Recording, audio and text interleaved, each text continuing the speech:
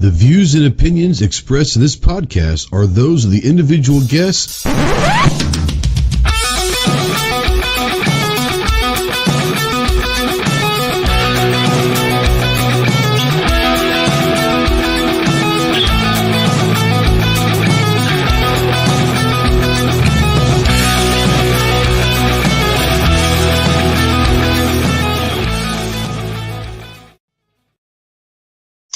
What is going on, my Go Squad? Welcome to the Armed Citizen Podcast Live. This is episode number 282. Today is Tuesday. What is the date, actually? March 7th, 2023. Dude, is it me or is this year like kind of flying by? I don't know. Maybe it's just me, but it seems like it's definitely flying by for me. Welcome to the show. We are live, as always, on YouTube.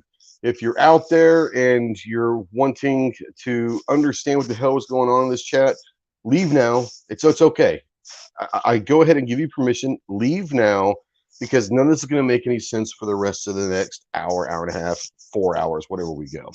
If you want to say something, ask a question, whatever, be involved in the discussion, and you're in the live chat, go ahead and tag myself or any of us in there, and we'll try to get something together as much as we can. If you want to text in the show, yes, you can text into the show. Utilize the Ghost Tactical Hotline presented by our good friends Rod and Shelly Gates over at Aegis Gun Care. That number is 530-364-4678. If you're a veteran, really anybody, but especially if you're a veteran and you're in that hole, you're in the darkness and you're looking for that light, call me, text me, email me 24/7. I cannot give you any medical advice, but I could probably be a pretty decent ear maybe to help you through some stuff. If you are looking for someone who can get you towards some medical attention, remember two things. One, you are not alone in this fight. You have a lot of brothers out here that are willing and able to help you in any way possible. And two, the world is a much better place with you in it. So please, utilize the Veteran Crisis Hotline, 1-800-273-8255. Once again, 1-800-273-8255, the Veteran Crisis Hotline. We are spotlighting, as always, United States Marine Corps. If you have any questions on what it takes to earn the title United States Marine, please see the website marines.com. And as always, we're a member of the Self-Defense Radio Network. Please go see all of your favorite pro-gun, pro-2A podcasts over at selfdefenseradio.net. Let's get this off of my ugly mug, and it looks like maybe Chase, did he drop out? Let's bring him back into the stream. See what's going on with him. We'll go ahead and start with him from Flo Rida. This fool is with EAA, but he's just a goofball all in general. But what's going on, Chase? Where are you at right now? You in the car? Are you being kicked out of the house or what? What's up, man? Yeah, I'm sitting in my super secret studio right now. Oh, you're in Paul's room of pain, aren't you? Can't tell everybody all about that. Oh, yeah, okay. 100%. It's kind of cozy though. Like, I mean, the chairs, they got some leather accoutrement. Don't you think it would be? I mean, he's got all sorts of fun gadgets and stuff. I feel like the stirrups with your legs up would be uncomfortable after a while. Yeah, you put those down. Like, you don't use that. Like, you get in the real cushy chair. It's got some weird leather stuff on it, but other than that, it's pretty cool. As long as it's not sticky. Yeah, I made sure I cleaned it up. Hey, I can't promise anything. And the Okie from Chelsea, what's up, Stump? Yo. I think he's here for one reason and one reason only, to defend the honor of Chicago pizza, which will not be done, but you can try. Yeah.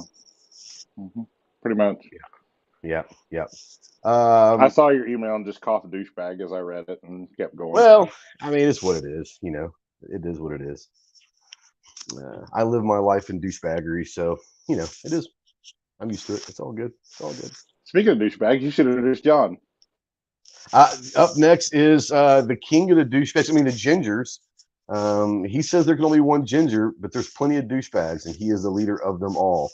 From the great, weird, kind of different state of Arizona, the soulless ginger bastard himself. What's up, man? What's up? Thank you for the great introduction. I prefer to be called... I'm a hype man, bro. I'm here for you. I prefer to be called a douche canoe over a douchebag. That's just my preference. I thought the canoe was your method of transportation. Dude, I'll tell you a story. I hate canoes with a living passion. I hope they all burn and sink to the ground. I hear you. And from the state that is 4 letters long and takes 2 people to spell it out, the weird state of Ohio. We got Chris from the 740. What's up, homie? Not much, man. Thanks for the invite. Glad to be here. Absolutely glad to have you. We're gonna have some fun tonight. It's a great night because Clover ain't with us. Nobody out there tell him I said that. It's gonna be a fun discussion because we'll actually get to talk this time. So just saying. No, I'm just kidding. Shotguns, muzzle loaders. Yeah, you're out. Stuff. You're out. Just kidding. I don't know. I don't know where the little leprechaun is. I don't know. I don't really care, but I'm sure he'll pop up. He probably took a nap. I mean, his life's hard, guys. I mean, he probably woke up at about 11:30. No. He had to get up early this morning to do G's show. Oh, that's probably why he took a nap then. Okay, he's probably took a nap and didn't wake up. It's okay, He's still out. When you're retired / just quit working, I mean, life gets hard, I get it. He'll come back eventually. But we're going to talk a little bit about different kind of guns, our favorite guns and all that. But before we do that, we do have our fun segment, which is the polls. And you guys know that every Thursday, Saturday, and Monday at 10 a.m. we have our polls over there on our community tab on YouTube. And we have some fun with them and all that. Let's go ahead and take these polls. We'll throw them out to our panelists and out to the crowd. I want to hear your comments as well. The first one was sent out yesterday, and it's got 1.5 thousand votes. Of these, what's the better? I didn't say the best because none of these are probably the best. One of them could be. But of these, what's the better movie franchise? So I took some like the action kind of movie franchises. So Fast and the Furious, John Wick, Rambo, or Lethal Weapon. Chris, we'll start with you. Man, those are all good, but I'm going. I gotta go Rambo. But I'm old, but I like Rambo. No. Hey, you're never gonna hear me arguing against Rambo. Which is your favorite? I mean, do you have a favorite one? Yeah, First Blood would be my favorite. So First Blood was actually the very first one, right? It was called First Blood. Yeah. Okay. And then I actually liked the newest one. The last one was pretty badass, dude. I'm not gonna lie. When he went down to Mexico. Was it that one or the ones when they went? See, I think there was actually even a newer one that I haven't seen yet. Oh, really? Okay. The last one I saw was when he went down to Mexico, like his niece or something. I don't remember. The one where they had the sniper up. Because he went in with a team and he had the sniper up in the. I think this one came out like a couple years ago. It's called Rambo. It'd be the one before that one. Oh, okay. I'm not sure if I saw that one. I really like that. I'm sure I did. The original First Blood was awesome, but I liked them all.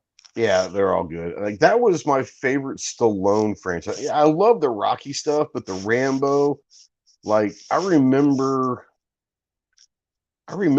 seeing Rambo as a kid, and then went back and started watching Rocky because of Rambo. Like I was like, oh man, that's pretty awesome. So yeah, I'm definitely a Rambo guy. Ginger, what about you? Well, this is hard because John Wick is great, but Lethal Weapon is probably one of my favorite franchises because just the quotes that you can quote from it. I'm getting too old for this shit, man. Exactly. So, and I might be wrong about this. For me, though, I don't know if it was 2 or 3. I'm not sure. When Leo Getz showed up, it was Joe Pesci. Like for me, that was the first time I'd ever seen Joe Pesci, and I was like, I just remember laughing, like, okay. What's that? I said, they fuck you in the drive-through. Yeah, I mean, was that like the first like big, like him getting on stage and like becoming like Joe Pesci? Because that was obviously before Goodfellas and all that, but I'm sure he was in some stuff earlier. But I had never seen him or recognized him before that, and I was like, oh, that guy's hilarious. I think he did Goodfellas. I thought Goodfellas. Goodfellas was absolutely after Lethal Weapon. I'm almost positive it was. I might be wrong, but I guess it was 90 and Lethal Weapon was 87. Yeah, there you go. All right, so I looked them up. You were right. In 2019, there was a Rambo Last Blood. Okay. But then they brought the series back in 2008, and that was just called Rambo.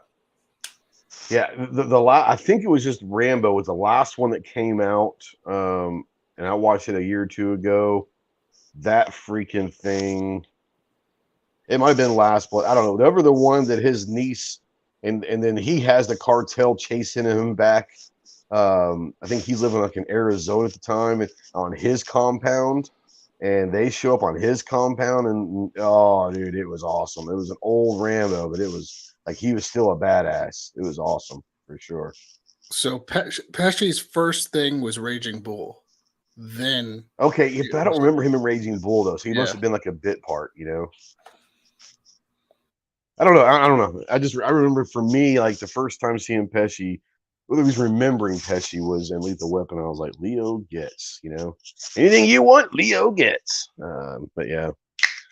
Anyways, that is not a beer. That's a Dr. Pepper. All right, Snobby. Of those, do you have? Okay, there you go. There you go. Chase. Family. Huh? Family. Bro, for real? Oh, I didn't hear. I can't hear what you're saying, bro. Oh, I said family. Oh, okay. All right. I was like, what family? Yeah, no, I was like, I thought you were like slurring your words, or maybe you were roboting. No, I was like, I don't even hear a damn. You got to get in character. That's what you're saying. You got to sound like Vin Diesel's retarded self. No, I mean, as far as the potential to make the most insane amount of money, absolutely Fast and Furious, because I think Fast and Furious is the highest grossing action franchise ever at this point. Yeah, I mean, it's not my favorite, much to my wife's dismay, because she loves that stupid franchise. I like the first couple. Like the first couple were like the very first one was great. The second one was pretty good. I didn't even mind Tokyo Drift. It wasn't bad. But yeah, ever since then, it's like, come on, like when they brought in I'm not against The Rock. I like The Rock. I think he's pretty funny. But they start bringing in The Rock and Statham and all these guys. I was like, okay, now it's just getting like weird. Let's just, you know. When they sent Ludacris to space. This is true. Yeah. Yeah, the first two were about the only great ones. Yeah. Yeah. And I wouldn't call them great, but they weren't bad, you know. No. I would say in all seriousness, for me, Lethal Weapon, because it's such a classic franchise, you know, modern day, probably John Wick. Yeah. Are you using like a dollar store headset again today? No, No, he went to Walmart this time. Yeah. Yeah. Well, don't turn your head away from your phone because it's cutting out when you move your head too far. It is. Well, at least it's getting. Like I said, maybe I thought it was just me. I was like, I didn't understand what he was saying earlier. I was like, what? No, I mean, apparently my headset is just terrible. Yeah. Well. Freaking Bose. You need to have your boss pay you some more money because you can afford like decent shit. You know. I know. That's what I get for buying stuff off Snob's website. The highest, Gary says the highest grossing movie franchise, Marvel. Yeah, but I'm saying I think that like in the action category, I think the Fast and Furious or something like that is like the highest grossing. I don't know. I thought I saw it somewhere. I might be wrong about that, but I forgot we got Greg in, guys. I was welcome Greg in from New York Prepper. What's going on, homie? The first poll question. Of these, not saying what's the best, but of these, what's the better movie franchise? Fast and Furious, John Wick, Rambo, or Lethal Weapon? I'm definitely going to say Rambo. Good man. You're right. as far as I'm concerned. I like all of them. I do like all of them. Rambo and John Wick are my two favorite. Lethal Weapon probably comes in third. Fast and Furious comes in fourth. But I don't mind them all. But as far as the 1.5 thousand votes, John Wick overwhelmingly wins with 62% of the vote, which we knew that was going to happen. And oh, by the way, in a couple weeks, the new one comes out. Chapter 4 comes out. Can't wait for that. In second place with 17% was Rambo. 11% in third place with Lethal Weapon, and coming in last place at 10% was Fast and the Furious. It's because Fast and the Furious wasn't really a trilogy or whatever it was. I think that if Fast and the Furious ended after like the third or fourth movie, like it would have, I think people would have thought more. But like I said, now they're coming out with new ones, and it's just like, man. Like when Paul Walker died, it should have died. Let's just be honest. I was a Paul Walker fan, but when he died, like they should have ended it right there. Now it's just like they're money grabbing, in my opinion. That's just me. Oh yeah, when the only legitimate car guy died in the whole franchise. Yeah. I mean, that's why Statham showed up. Like we gotta have like an actual car guy there somewhere. So did you know that Jason Statham grew up and he was like a competitive like diver, like Greg Louganis, like a diver? Platform divers. Yeah. I knew he did something with swimming, so I didn't know it was diving. Yeah, yeah. There's video out there. He wasn't very good. That's why he said he got out of that pretty quickly. But yeah, he wasn't very good, but it was hilarious. Anyways, so our next poll question, 2.1 thousand votes. Favorite kind of pizza. Now, these are the choices that I gave you. Obviously, you're more than welcome to bring up something else. Chicago style. No. Thin crust, hand tossed, or New York style. Prepper, I want to start with you. Of those, do you have a favorite style of pizza? I've actually never even heard of New York style, and I'm from New York. So New York's like the big slices. Okay, yeah. That's what they call New York style. Like a piece of construction paper with toppings on top. You shut your mouth. You shut your mouth, you dirty bastard. We used to have a big slice place near my house that was like, one slice was like 3 times the size. Oh yeah, that's New York style. Yeah, okay. Absolutely, that's New York style. I actually like Sicilian pizza, with the thick crust. That's one of my favorites. I would kind of like the thick crust hand toss, but like the thicker crust. Yeah, it's like an inch, like a deep dish or something. Oh, okay. It's really bready. That's getting closer to Chicago style, so I don't agree with that. So I might have to mute you at this point. Chase, what about you? You got a favorite style of pizza? I mean, of those, thin crust for sure. Okay, all right. But honestly, like a slightly bigger slice of thin crust for sure. Though, but it's got to be done right, not like crappy chain thin crust, like good, like Napolitano, like thin crust. Right. Yeah. Like for me, I love thin crust pizza, but I feel like I'm getting ripped off with thin crust. It's like they're charging the same price, but it's like I don't know. I just feel like I'm getting ripped off. But I do enjoy thin crust as well. Not my favorite, but I do enjoy it. Snob, I know where you're going, so go ahead and spit the propaganda. If your pizza doesn't take 45 minutes to bake, then you've ordered the wrong kind of pizza. Mm-hmm. See, you probably call it a pie still, don't you? That is a pie. See, I never actually had real Chicago style till we were at Indy in 2019, was it? Yeah. Oh, really? Yeah. Yeah, that was when I was introduced to it, and it is definitely excellent. Real Chicago style deep dish. Now, Weston says anyone had St. Louis style. I don't even know what the hell that is. Anybody know what St. Louis style pizza is? It's where you run as fast as you can with your pizza, so you don't get. That's East St. Louis. East St. Louis style. St. Louis style. St. Louis style is really good. Off your butt. I've had St. Louis style. It's really good. You get it it's like brick oven kind of pizza. It's really good. Okay. All right. I never heard of St. Louis style. You have said St. Louis style pizza shoots at you. This is probably true. I mean that's fair. Ginger. Well, first off, Chicago style pizza is just lasagna. I'm just going to put that out there. What is wrong with you? That's fair. That's what it is. It's lasagna. It's lasagna on a crust, basically. There's no pasta in it. Okay. Really, Detroit style. If you haven't had Jets pizza, jeez, what Detroit the hell? Like, not every fucking city can have their own goddamn pizza style. Quit making shit up, dude. Detroit style is like Sicilian, where it's got a really thick crust but smaller. So it's like a kind of a deep dish with like a more bready style crust. I don't believe you. I don't understand. Now Wes says St. Louis has provolone cheese instead of mozzarella. Interesting. Now Stan up there says, Snob, what pizza joint did we go to a few years ago in Tulsa? There's no good food in Tulsa. No good food in Tulsa, except for the Whataburger. Oh, shut up. No, Savastano's is excellent. So I'm assuming you're going to go deep dish. It's like the second best Chicago style deep dish pizza. That's shut up. Nobody cares. In Tulsa, I doubt that. Yeah, Tulsa especially. The family's from Chicago. So? Yeah, they fled that place for a reason. Their pizza sucks and so does the city. They were chased out of Chicago because their pizza sucks. You guys should go eat with us sometime when we're in Tulsa, because they do have thin crust pizza. They don't only have that crappy stuff. They actually have like New York style stuff. It all looks really good. Stacy gets their garlic bread, and it's really good. All right, I'm assuming that Chris is going to say Columbus style pizza. I mean, I don't know. Cincinnati style. That's chili. That's chili. Now, I like hand tossed. I it's kind of in the middle of thin and not too thick like a pan pizza.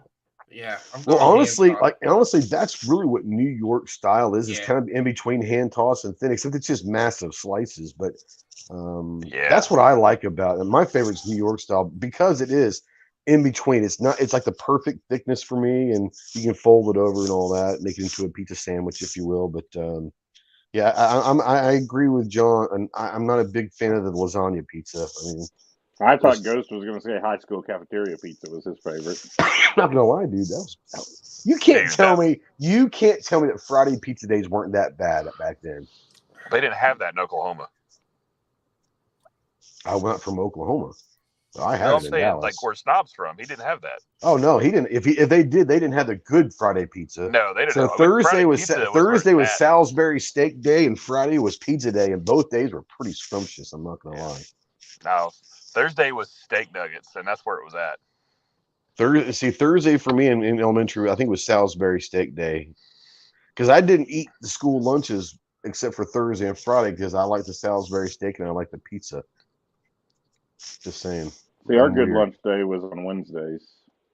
I mean, you can get pizza every day. Oh no. Well, see, I mean, I never ate like school lunches after like elementary school, because I always like took my lunch and all that after that. But in elementary school, Friday was pizza day. Like that was what we all looked for. Jacob says, have you guys started looking at hotels for Tulsa, or is it too early? I'm not going to be at Tulsa in April. I'll be in November. The one in April is like too close to NRAM, and I've got to make NRAM. Well, I want to make NRAM, but I've also got to make NRAM for some stuff. So I'm skipping. I usually don't go to Tulsa in April because of work, but I will not be in Tulsa in April. I will be there in November. If anybody here, obviously Snob will be because he lives there. But Chris, are you going to make it down? No, I'm coming back out with you guys in the fall, but I won't be. Yeah. Okay. There you go. G says, in Texas, school lunch is steak and a side of steak. True story. As far as the poll goes, 34%, let's see, 2.1 thousand votes, 34% of the people were right and said New York style pizza. 28% of the people were almost kind of right when they said hand tossed. Thin crust comes in third at 22%, and coming in dead last where it should be with 15% is Chicago style lasagna. So that's because not enough people have had good Chicago style pizza.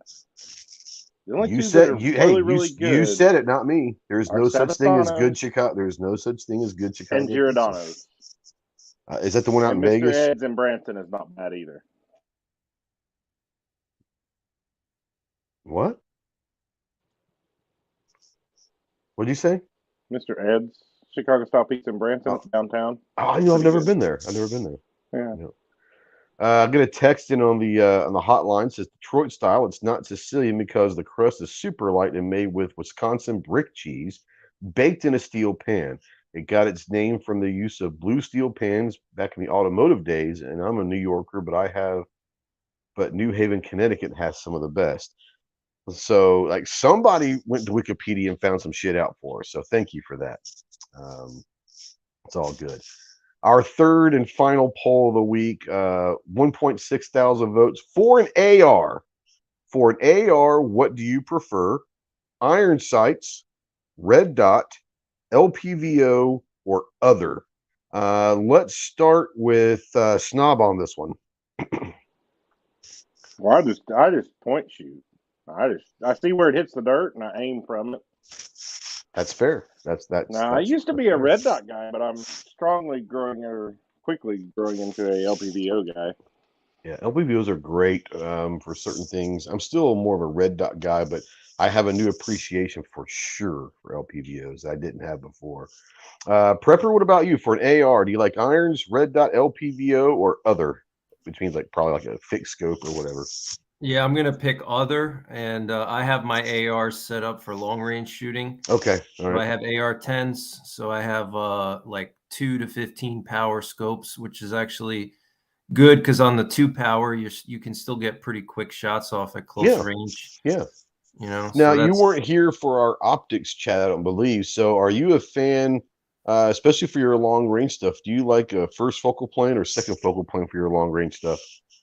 I actually lean a little bit to second focal plane, believe it or not, just because up close you still get a nice big, reticle versus first focal plane when you're, dialed down. It's sometimes hard to see in like a close quarter situation.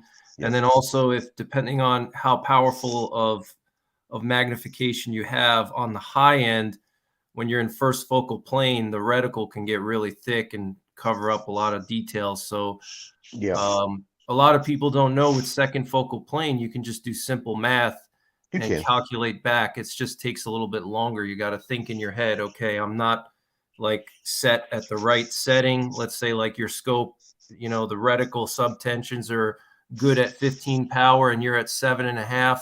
You just have to do some quick math before you take your shot, so you're not way off, But a lot of people don't realize you could just do quick math in your head, So yeah. They bring up a good question. So before we move on into this thing, let's just go through the room real quick. Now we're not talking about something. Let's talk chain stuff, like not something that's just in a couple spots, but like nationwide chains. Domino's, Pizza Hut, all of that stuff. Favorite pizza chain? Chris, let's start with you. Do you have a favorite one? I don't know if you guys even have these, where they're all over Ohio. Donato's would be my favorite chain pizza. I've never heard of them. Yeah. She sounds pretty, though. Yeah. Oh, it's a pizza place. Oh, my bad. No, I never heard of them. John was shaking his, yet obviously being a freaking Ohioan. Is that what you call it? Ohioans or Ohioites, or I don't know what you call each other, but he's heard of it before, I guess. Yeah, Donato's isn't bad. It's cut weird though. They cut them in like strips. If I'm thinking of the right place. People from Ohio are kind of weird, so it doesn't surprise me. That's true. Yeah, they are. They're kind of like rectangle shaped pizza. I don't know. It's weird, but that's how they teach them to derail trains as children. I mean, that's legitimate. Snob, favorite nationwide chain? Is Mazio's nationwide? I know Mazio's. I don't know if everywhere else does. Maybe it's a southern chain, but I know Mazio's. You guys ever heard of Mazio's up north? First and Pizza Hut, if not. Pizza Hut? Yeah, I'm not a Pizza Hut guy. You and Clover with your Pizza Hut. That's something that you don't like. You don't want to hear. You don't want to hear your and Clover's name in the same sentence, typically. So, no. But so yeah, Mazio's pretty good though. Mazio's pretty good. Chase, give me some backwoods shit here. Well, I mean, when they used to be everywhere, like Godfather's used to be pretty legit for Godfather's was pretty legit. Oh, man, I forgot. Yeah, I gotta change my answer now. I forgot about Godfather. Like you have to search them out now. They're not like they used to be, but there's still a few floating around out there, and it's still pretty legit. But as far as like the large chains, I tend to like Papa John's better than Domino's or Pizza Hut. I have never had a Papa John's pizza. What world do you live in? How? I live in fucking Arkansas, bro. Yeah, I don't even know if they're in Arkansas. They're definitely not in my town. My town has Pizza Hut, Domino's, and a couple like mom and pop like are good, but they don't count in this. And then my favorite, and I don't know if they're a national chain, but they're definitely a southern chain, Casey's convenience store. If you guys haven't ever had Casey's pizza, it's pretty damn good. We have Hunt Brothers. Like that's where the southeast where I'm at. It's all Okay. Hunt Brothers in the convenience store, which is legit pizza. I'm not gonna lie. Yeah, dude. Like I would take Casey's pizza over any of them. But if I had to go like national chains, like I grew up loving CC's. CC's pizza is pretty damn good too. We had one of those here for a while. It didn't last long, but it was pretty good. Yeah. Now Buck says there's a Papa John's in Cabot. They're not probably going to deliver 45 minutes to my house, so that's probably why I've ever had it before. Prepper, what about you? You got a favorite kind of pizza chain? Yeah, I'd say I just get Pizza Hut because that's the only one we have around here. There you go. Yeah, sure. No, I hear you. Yeah, we were like that for the longest time as far as delivered pizza before they put a Domino's in about 5 or 6 years ago. So, unfortunately, with Pizza Hut, I always got like I didn't like their pizza, so I always got like their pastas and stuff, which aren't terrible for what it is. But I like their stuffed crust. That's good. Yeah, cheese in it. Oh yeah, see, yeah, I could go with a stuffed crust. Stuffed crust for sure. Does anybody else have Simple Simons around them? No, I never heard of it. Never heard of it. They're in a lot of gas stations. I mean, they have restaurants. Like we have Simple Simons. Now you guys have Casey's in Tulsa, don't you? Yeah. Have you ever been in Chelsea? Have you ever had any of their pizza? Oh yeah, it's too greasy. Oh well, I don't know. Maybe that's why. It's like dripping grease whenever you pick it up. I mean, I've had it plenty of times, way more than I care to remember. I like it. The breakfast pizza, I burnt myself out on that one. No, I've never had their breakfast pizza. I eat the breakfast pizza a lot, or used to. Yeah, I never had their breakfast pizza. I don't eat breakfast typically, so. Oh, dude, if you're ever traveling to the southeast, like you're like talking about, like if Talladega happens, like we order a Hunt Brothers breakfast pizza. Yeah, I'm telling you. Oh yeah, telling you. Okay. Hunt Brothers is actually, I love their pizza. All toppings, I do no too. extra cost. Like now, 100%. you do realize that if Clover was here, he's going to say that Bucky's pizza is probably the best. I'm just saying. Does Bucky's even have pizza? I doubt it, but he'll still say it. No, but if Bucky was to make a brisket pizza, they would sell all of it. Oh, dude, their brisket's unreal. Yeah, 100%, absolutely. All right, back to the news. For AR, who did I start with? I started with Prepper. Me, I think. Oh, Snob, then Prepper, right? Oh, let's go to Chris on this one. Irons, Red Dot, LPVO, or other? LPVO all the way. First or second focal plane? Second on an LPVO. On LPVO, good man. Chase, what about you? Irons, Red Dot, LPVO, other? I mean, can I just go with all because I have them all? I mean, we all have them all, but I mean, it's all application based. That's hence the question: what do you prefer, you jackhole? I mean, honestly, I started moving several years ago to LPVOs, and that's probably how it would go if I could only have one. If I had to like lean one way, probably LPVO. Yeah. Ginger, or you could not be a savage and have an LPVO with a red dot. I mean, you could run a 45 on a little. Do. Yeah, you could run a little 45 on a little reflex or something. A lot of people are using actually RMRs on the 45 now. Yeah, I've got an RMR I've mounted off on a 45. I actually got two because I got one mounted like that I have a Night Force 3.5 to 15 on a more distance 308, and I've got an RMR. That was him flexing on us. Yeah, he's flexing on us. Well, don't be poor. It's not hard. I mean, it's not like I'm trying to be. Jesus. I mean, my life goal isn't to live in a fucking like shack my whole life, but it's where you are in life sometimes. Like this is just like behind me. I don't have a wall. Like I live in a cardboard box. This is literally one of the pull down screens. It's a green screen. What are you talking about? When I bought that particular Night Force, I legitimately should not have been buying a Night Force by any means. I mean, I could easily buy a Night Force, but I mean, dude, also easily be paying a divorce attorney also. So I wear shoes off of Amazon. I mean, let's just be real about who I am. Just the so-sos aren't bad. And when you really step up your game and you get the ones that have the lighted soles, that's when you know you hit the big time. Oh, dude! Like I found like legitimate adult LA gears the other night. Like, I know we were talking about stuff, but like actual LA gear, they re-released them in like 2014. I honest to God there. didn't know that LA gear was still around. I really didn't until you said that. They were so cool when we were in like middle school or late elementary, and then Walmart got them, so everybody's like, "No!" Oh, is that what happened to him? Walmart got him? I wonder what happened to him. Okay. Oh no, that makes sense. I still want a pair though. Not gonna lie. Robert says I'm getting an AR and 6mm arc. There you go. So Robert, what kind of optic? I'm assuming you're going 6mm arc.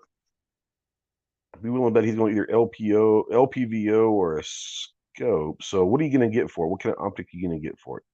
A lot of the girls wore LA gear. Yes, they did. Yes, they did. They had guy shoes too. Jeans. Jordache jeans. Hell yeah. Many people on this panel are not old enough to know what Jordache jeans are. No, see, John, there's these jeans that were kind of acid wash. I know what they are. I know what they are. John still has a pair. What are you talking about? Yeah, that's true. Hot Yoga wears them all the time.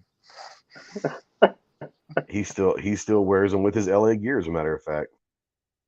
What were those ones that had like the different colored like pegs you can put on the side of the shoe?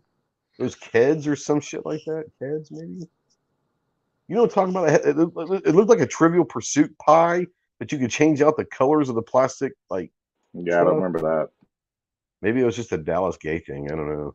Was it in an institution you were in by chance, or? I mean, I can't speak about that publicly. It's a sealed documents. I'm just saying, sealed documents. Chase, we talked to you. I think, did I go through everybody? You got me left. That's it. Oh, we don't really do this shit, but okay, go ahead and tell us what you want to do. I mean, sure. I like LPVO, but I also like Prism. I mean, Prism optics are pretty nice. Now, do you like them because you have like an astigmatism, or you just like the optic? I like it because of the etched glass, because it's kind of like an LPVO and red dot kind of combined slightly. If they had a, does anybody here truly like an ACOG reticle? By the way, anyone? Be honest. Anybody here like an ACOG reticle? It depends on which one it is, but there are certain ACOGs I do like. Really, I have never found one that I like. Dude, like the horseshoe they did a while back. It was the TA31. I forget, TA31G. Yeah, but that was almost basically like a BDC reticle. Like it wasn't a true ACOG. Yeah. You know what I'm saying? Now the old TA01 NSN, like back like early ACOGs, like before they even had the fiber on the top, the original military TA01 NSN. That's what I know. Really like that one. They sucked. I like it, but you have to know how to use it. And it's not the cool high speed coolness now, that's for sure. When you're training for a gunfight and you have to freaking do math to figure out what the hell to do, that ain't right. I'm just saying. Anyways. Well, I mean, reference the book I sent you earlier. I get it. Once again, that is not a boot camp book. That is a combat training book, which makes more sense, does it not? You had to have shiny stuff when you're college to read that book. Hey.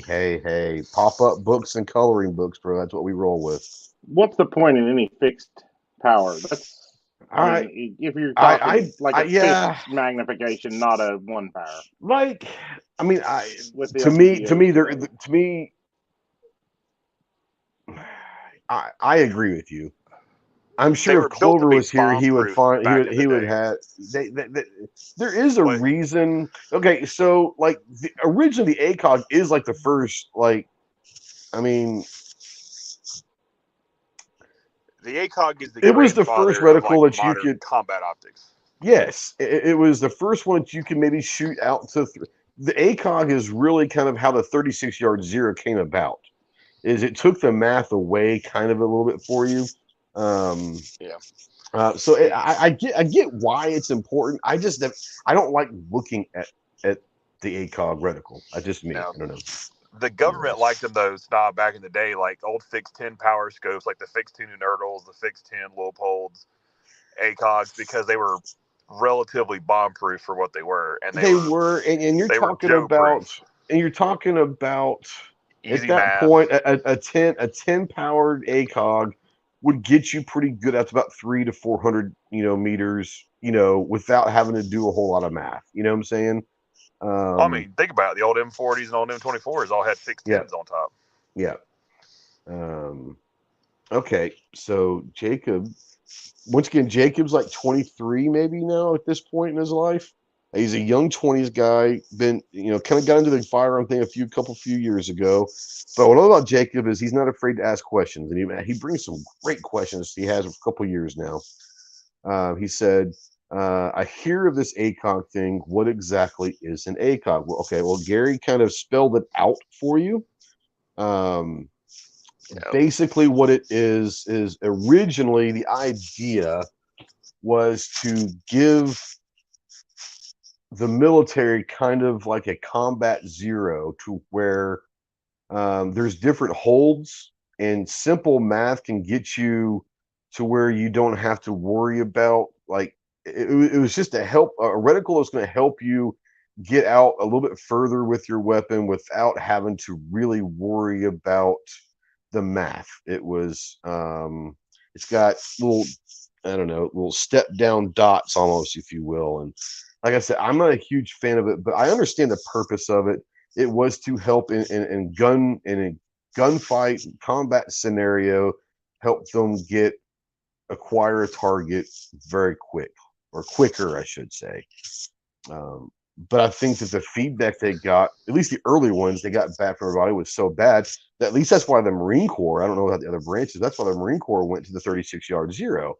Is you do a 36-yard zero, you can go to 0 to 300 yards at center mass. You're going to hit within 6 inches all the way to 300 yards. So I think that came out because a lot of our guys, at least, did not like the ACOG idea. To me, it's just too busy. It's just too much shit. That's why I don't like a Christmas tree reticle either. It's just too much shit. I just don't like it. Anyways. Well, you were special and got your own because they made the TA-31 RCOs just for the Marine Corps. Yeah, I didn't have those. Which were actually not bad ACOGs at all. I didn't have those, so I can't speak on that. I'm just talking about the ones that we had were primitive, and they were terrible. Oh yeah, the early ones we had were the old NSNs, and they were not the best. Terrible. But I have a special place in my heart for them too. At the same time. Now today, and I can't speak to other branches, but today I know that the Marines in boot camp are issued a freaking Trigicon, and they learn to shoot the M4 with a freaking optic on it. Like, we qualified with irons, and man, they're handing them a Trigicon in boot camp, going, here. That's because we're old. What was the ACOG? What was it about? Was it like a 3? It was a 4x32. Was it 4? Okay. Yeah, NSNs are 4x32s. No, the later RCOs are too. Yeah, I knew it was like a 3 or 4. I didn't think it was much more than that, but yeah, it was definitely. Yeah. I didn't like it. I mean, that's just me. It's just me. G-Web's comment earlier too is also. What did he say? The eye relief was terrible. Oh, the eye still terrible. So, like, honestly, like the eye relief. Like, let's be real. Scope bite was a thing with ACOGs, especially the early ones. Like, scope bite was definitely a thing. Especially if you never really, like, I had never shot with an optic before, and I didn't learn how to shoot with an optic. We got it out when we got out in the fleet. And yeah, you had to get, for me, and I can't speak for anybody else, I had to get like right up on it. And yeah, scope bite, the fear of scope bite was real, for sure. Let's see here. Favorite shotguns. Okay, real quick before we move on to this, we are going to get to our favorite gun section. 66% of the 1.6 thousand votes said red dot. 16% said irons. LPVO came in third at 14%. Other was 3%, and most of those were more of a long range scope. So let's go into favorite shotguns. We got a question out there from Spectre Solutions. Prepper, let's start with you. Favorite shotgun? Do you have a favorite shotgun? I would say probably for like tactical purposes, I would say a Remington 870 or Okay. or Sure. Mossberg. For hunting, I like the Mossberg 500. Yeah. They're good. Yeah. So those are the ones I have the most experience with anyway. So Yeah. Yeah. I've got a 590, and I enjoy that's got the tactical grip on it, the kung fu grip.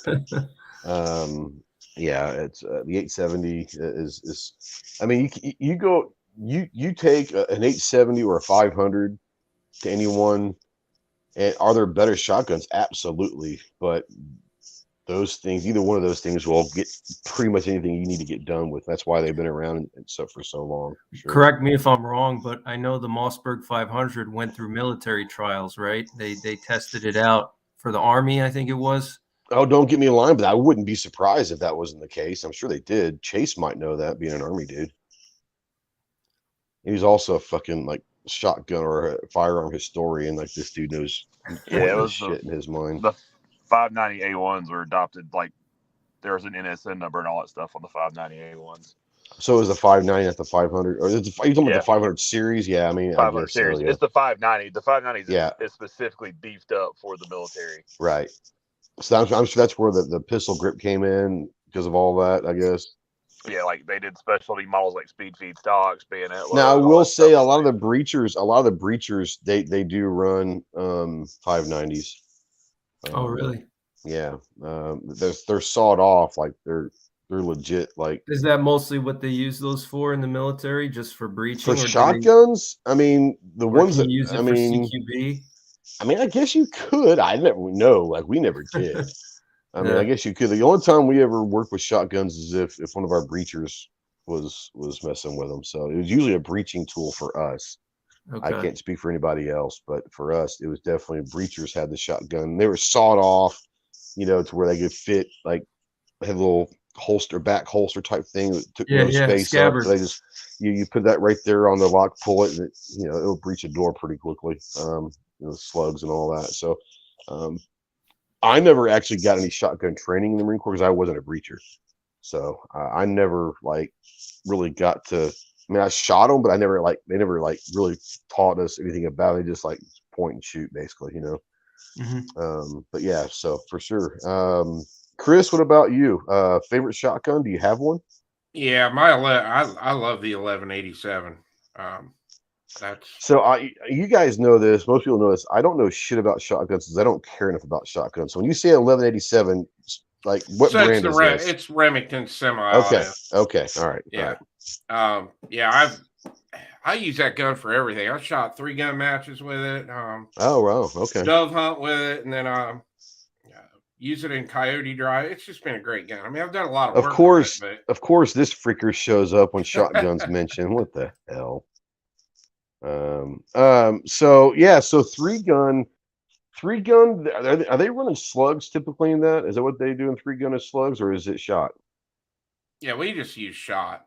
Oh, do you? Okay, yeah, I wasn't just sure enough what they knock did. plates over, knock the poppers over. But All right, now are you using bird shot or buck or what? I just run 7.5. Oh, okay.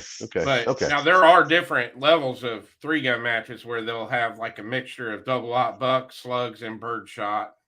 It just depends on what 3-gun matches you're running. Yeah. The ones we did, we always just use bird shot, just cheap stuff. Yeah. X out on 1 says that's a lot of patches back there. I'm assuming he's talking about John.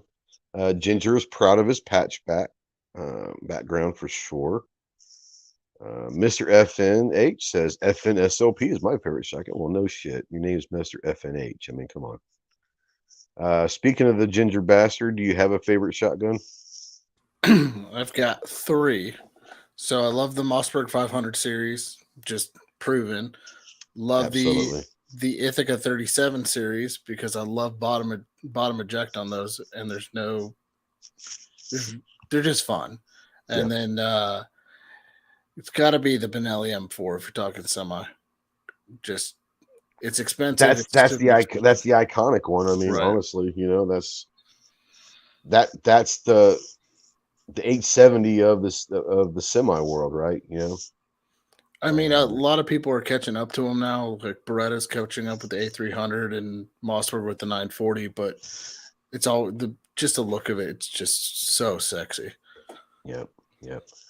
Snobby, favorite shotgun? Ever? In 1897. Okay. All right. Winchester.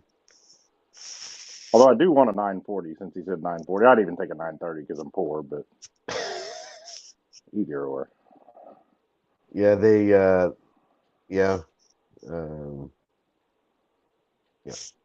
Chase, what kind of redneck bullshit do you like down there?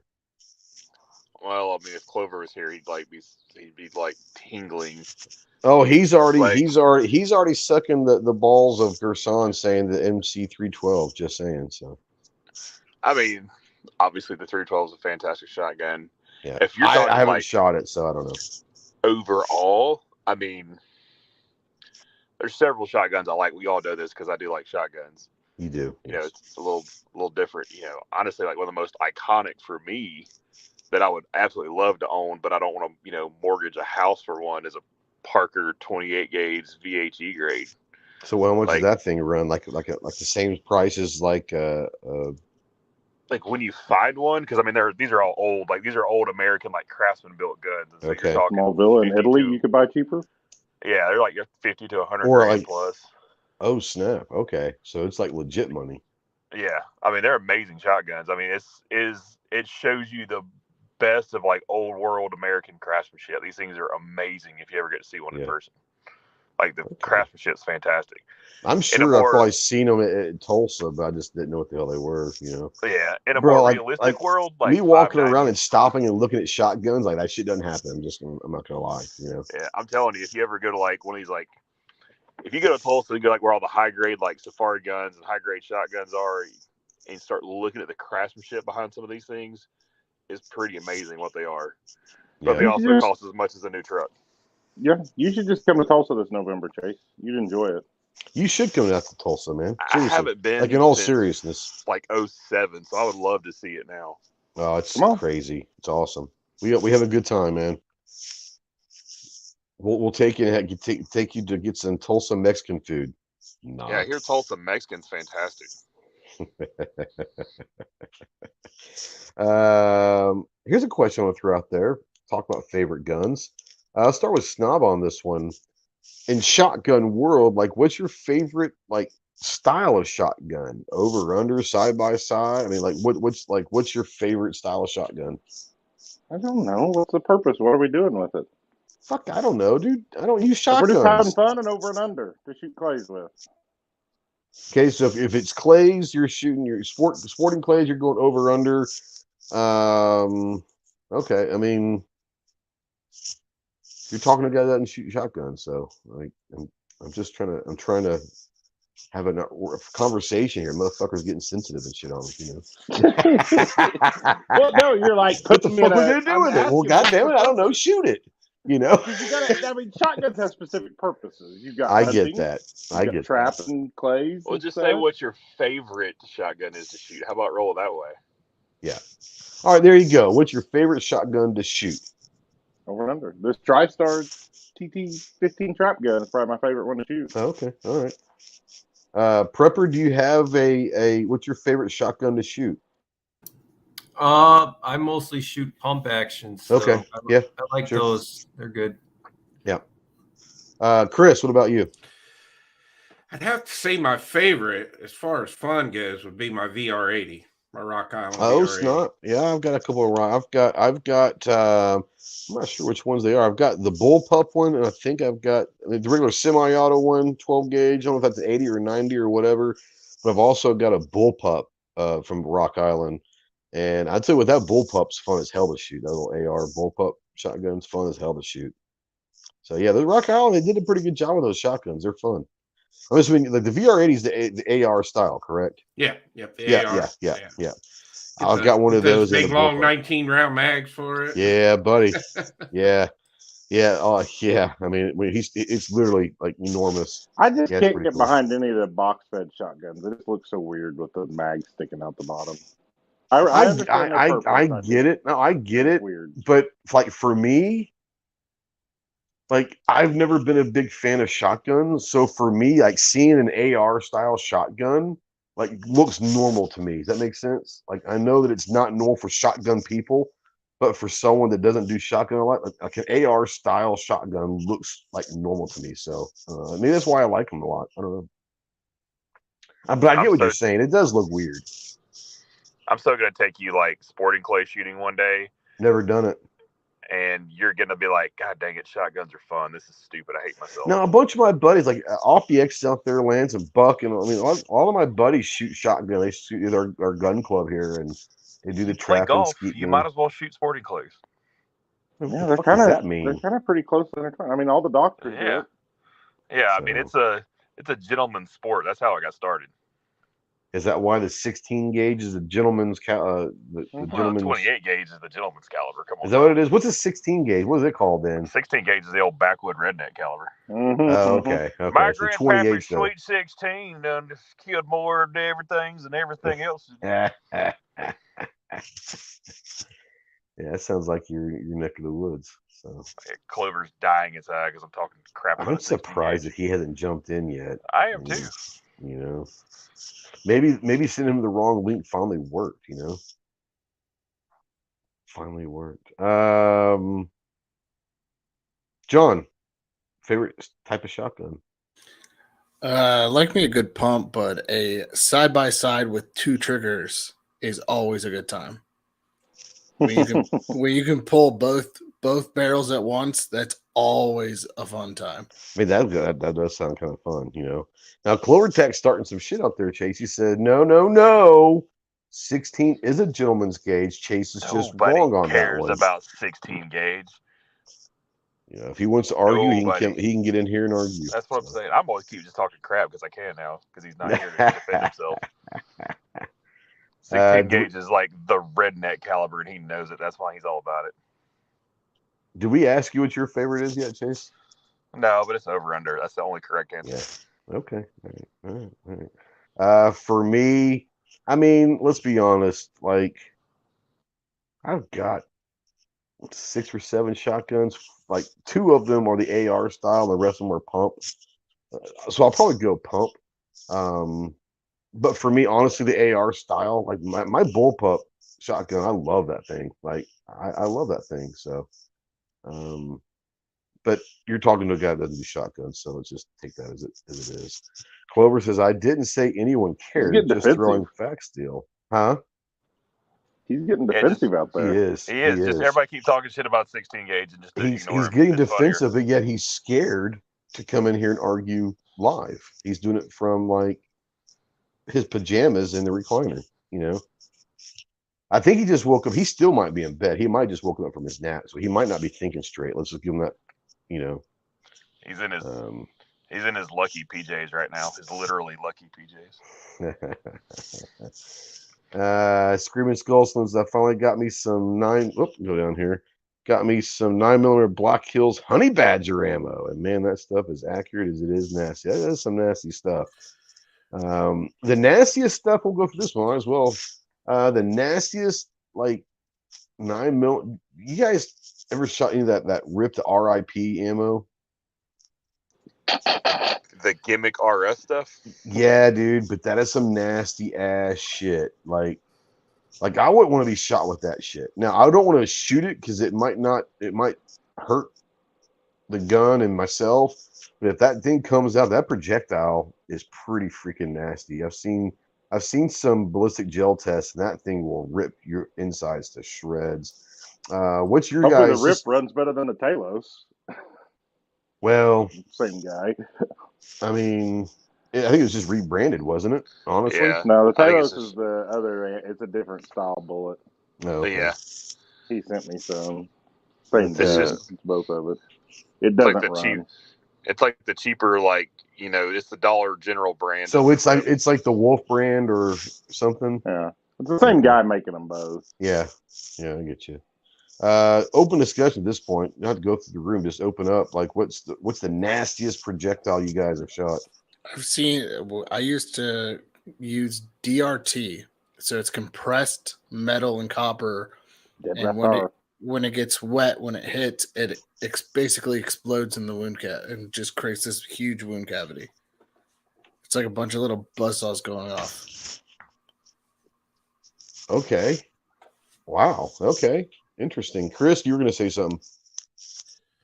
Oh, I reload my 9mm, so I've got some nasty rounds I've made. I got some 90 grain XTPs that are stupid fast, and I was kind of curious what Screaming Skull had. I was wondering what the feet per second was on that, but as far as factory ammo goes, I hate to say this about Winchester, but they've got a newer round out called Active Duty, and I want to actually try to make it myself, but it's a 115 grain, but I ran it through the chrono, and I was getting 1,350 feet per second out of my PDP, and it is just stupid accurate. And who made this? It's a Winchester. It's called Active Duty, but it's a great round. Interesting. Never heard of it. Little pricey. I mean, I think it's like, I want to say I was paying $40 for 100 rounds of it, but it's. Well, that's not terrible. I mean, all things considered, it's not any $15 a box for 50, but right.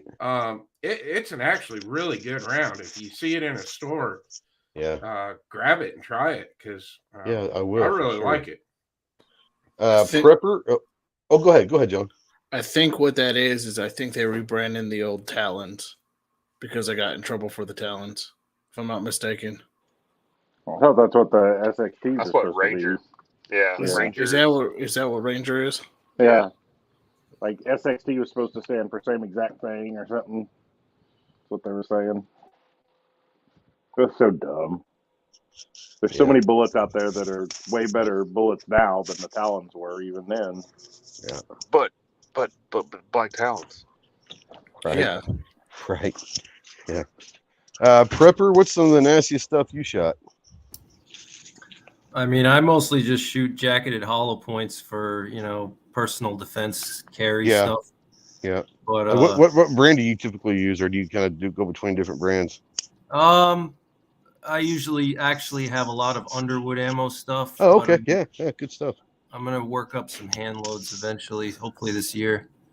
So nice. Yeah. Nice. I do have an elephant gun that shoots steel jacketed solids. Those are pretty nasty, but that's not really personal defense ammo. Hell. Damn. I bet you that would be elephant nasty. guns laying around to test all that in. 50 BMG birdshot. Jesus, 50 BMG birdshot. Wouldn't that be something crazy shit? Okay, the little bastards here. I'm gonna go ahead and add them to the stream. Islands in the stream. All right, speak your piece or forever hold it. Yeah, I'm good. Okay, well, I figured you were gonna come in here and start talking shit about shotguns with Chase and get into the old 16 gauge argument. That'd be great TV. I'm just saying. Well, it's not an argument. The fact is, the 16 gauge is the gentleman's gauge.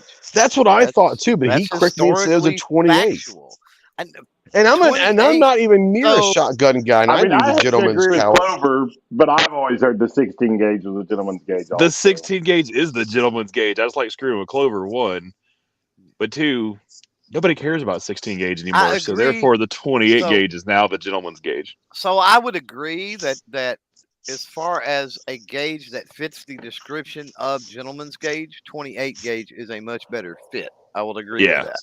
But at the turn of the century, was actually called the gentleman's gauge. That was his nickname, right? Yeah. 16. So I wasn't fucking crazy. So you guys thinking I was crazy. I was really hoping Chase would double down on that, though. No, I mean 16 gauge at the turn of the century was considered the gentleman's gauge because stuff like 28 gauge wasn't really a thing at the time. Yeah. But the modern, like the description of it, the 28 fits it better. Clover's right. I hate to admit it. God, don't say that.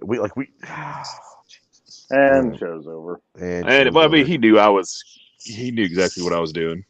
Yeah, but when you got it as someone who's ignorant about shit like that with me, I felt good about myself remembering that the 16 gave a gentleman, and then you just shot my dreams down in a heartbeat, bro. That hurt me a little bit, man. I appreciate that. All right, Robert Adams. I know. Robert Adams, favorite submachine gun. He says the MP5, 100%. Probably in second place, Would an Uzi be considered a submachine gun? I think it would be. So I'd probably go Uzi in second place, but definitely MP5 would be mine. Clover's favorite submachine gun. A sawed-off shotgun, probably is what he's going to say. What is that? Street sweeper. Street sweeper. I'm surprised you didn't go like a sawed-off shotgun. I would probably go. That's not a submachine gun. I'm just joking, dude. I would probably go Uzi over. Would you? MP5, I think. Yeah. I mean, would. And you know what? If anyone does it, I would not. I mean, I'm partial to the MP5. Most people know that, but the Uzi's pretty fucking awesome. They're cool. Honest. Yeah, they're cool. I mean, either one is iconic. So yeah. Prepper, do you have a preference on submachines? I haven't really shot any, but hopefully this year I'll get out to like a full auto range here. Yeah. But I really want to shoot an MP5, hopefully in the spring. Now the semi-autos, like the Centuries and the Zeniths and all that, they make great little semi-auto MP5s. They're fun as hell. But yeah, I think everyone should experience two things in their lives: a full auto, like true MP5, and a true full auto AK. Like honestly, a true full auto AK is pretty fun to shoot as well. So, but yeah, if you get a chance to shoot an MP5, like an actual, real MP5, then I think you'll enjoy it for sure. Chase, what about you? I mean, I have been lucky enough to shoot a ton of SMGs, and hands down, the MP5 still puts a smile on my face every time I shoot one. Every time. Absolutely. Every time. Close second, though, is a Schmeiser, an MP40. Okay. I mean, which is the grandfather of modern submachine guns anyway. Sure. I was going to... What was the grease gun? So I was going to say the M3, if you ever go somewhere and have a chance. The grease gun was pretty fucking awesome, too. Grease guns are because I've never shot one, but I've held one. The one that I held wasn't able to be fired, or the guy just didn't want me shooting it. I don't know. Yeah. But holding a grease gun, you're like looking like, World War I technology. Going, holy hell! Like, how did this thing function? It's awesome. It was a GM headlamp assembly. Is where they came from. Right. I mean, the thing is, if you ever get a chance to shoot a grease gun, if anybody's not shot one, do it, because it's such a slow rate of fire. It's nothing to it. It is so much fun to shoot. Yeah. Everybody thinks you're going to want to go, you want to shoot a Thompson. Oh, I want to shoot a Thompson. It was iconic. And Thompsons are cool. They're cool looking. They're not fun to shoot, though. No, if you shoot a Thompson and immediately shoot a grease gun, you'll never want to shoot the Thompson again. I promise. I've been fortunate to shoot a Thompson, and they're iconic in their look for sure. And they're heavy as hell. Yeah, I'm not a big fan of shooting them though. I love to look at them; they're great, but I don't like shooting them. Snobby, do you have a submachine gun that you like? Well, I mean, I would say the MP5, but everybody else has already said that. So I'm going to go with something different. I'm going to go with the Chris. The Vector. Mm-hmm. Yeah, those are I've ever shot. It is the fastest I've ever shot. Like I remember the first time I ever shot one was like range day, 2017, 2018, the first year, and you got like 5 rounds or 6 rounds, and it was like, boop, and you're over like, oh, that's it, But it was so fast, but it's so fun to shoot. It really is. I think that's probably the best modern sub out there for sure. I love Chris Vectors. You know what's sad is I think they gave us 10 rounds. Did they really? Was it 10? Yeah, it was whatever 10 rounds they were giving. Whatever it was, man, it went by 20. like it was like decimals of a second. It was quick, and you can control it. I mean, it was. Yeah, I'm a huge fan. I forgot about the Vector. That's probably my number 3. Honestly, that's pretty badass. Ginger. Being a child of the 90s, I would have to say the P90 because that is iconic. That's a pretty good one too. Yeah, I forgot about that one. I forgot about the P90, and I'm a huge P90 fan. I'm just saying there may be somebody in this room who could probably bring an M3 Repro to the market. Just putting it out there into the ether. It wouldn't take much. Cool. I mean, seriously, it wouldn't take much. It would be pretty freaking cool. It's not something that has passed certain people's minds. I'm just saying. Yeah, there's not only so much time. Well, chop, bitch. Let's go. Mechanically, there's not much to it. You know what I'm saying? No, there's really not. Like the one I got to shoot years ago was like one of the later war productions, and it literally you have to like stick your thumb inside like in the little like divot to cock it. Yeah, go ahead. Yeah, sorry. Just trying to make stuff as fast as possible. But I mean, they work. They work great. But that's what they were. I mean, that's what they were. They were literally just trying to get these things out. You know. Yeah, it was like Liberator pistols. It's like 6 parts and put them together and they're gone. You know. I will also have to say the MP7 is probably better than the MP5. I'm just saying. No, it's not. MP7's a badass gun, and it has its own special place in history, but it is not better than MP5. So shut your mouth. It's because it's not. And First of all, it's a strange ass fucking caliber. So just shut the hell up. Ginger's starting shit. Let's look at this face over here. Yeah, that little troll. Here's the reason the MP5 wins every time. Is you have a lower that is quickly detachable. I go from 9mm to 5.56 to 7.62. I can make them freaking belt feds. I can do everything with it. It's like the ultimate kraut thing. It's amazing. Yep. Full show. Yeah, except for when I shot the MP7, they were giving you like 5 rounds, the fucking Gundies, and you go to CMG and they're giving you as many as you can load in a mag to shoot an air. Yeah, I mean, like I said, there is a special place for the MP7. Okay, it is a pretty cool ass gun, but I don't think it comes anywhere near an MP5. That's just my personal experience and my personal opinion. But it's pretty cool. Right now. It's a good gun. It's a cool gun, but you got to remember, Snob, HK hates you. This is true. Yeah, this is true. Chris says, I always thought that the grease gun was cooler than the Thompson. I wouldn't mind having one. I mean, I wouldn't mind having a grease gun or a Thompson semi. But I would choose the grease gun over Thompson. I've never shot a grease gun. I've held it. I have shot a Thompson. Not a huge fan. How would you make a grease gun in semi? What's that? How would you make it? I think there was I sold like years ago, Clover. I sold a few like that were from an estate. A guy had 3 of them. I'm trying to remember who made them, but they were himself. No, he got them from a company like back in like the 60s or 70s. Yeah, but those were grandfathered though. No, they weren't open bolts. They were closed bolt. Oh, really? Yeah, so it's a different design then. Yeah, so it was a grease gun, but it wasn't a true open bolt grease gun. It looked like a grease gun, but it wasn't. It looked like a grease gun, but it's like when they made like the Mac copies later on and all that, the Intratechs and all that, they were closed bolt, same thing, same idea. You'd also have to have a really long barrel. It'd be like those dumb Uzis that you see that have the 16-inch barrel or whatever, stupid looking. Yes. Yeah, but it'd be fine if it was SBR and you had to get that tax stamp. You can't get there. Yeah, you just SBR, cut that joker down. Let's go. Touche. Yeah, Chris. Go ahead, Ginger. We're gonna make sure that Chris never talks again tonight. Yeah. He won't like openly fucking be an extrovert here. So we keep talking about the grease gun. Why has nobody brought up the Sten? Because the Sten's good. The styrene, the AUGs are cool. The AUGs are pretty damn cool.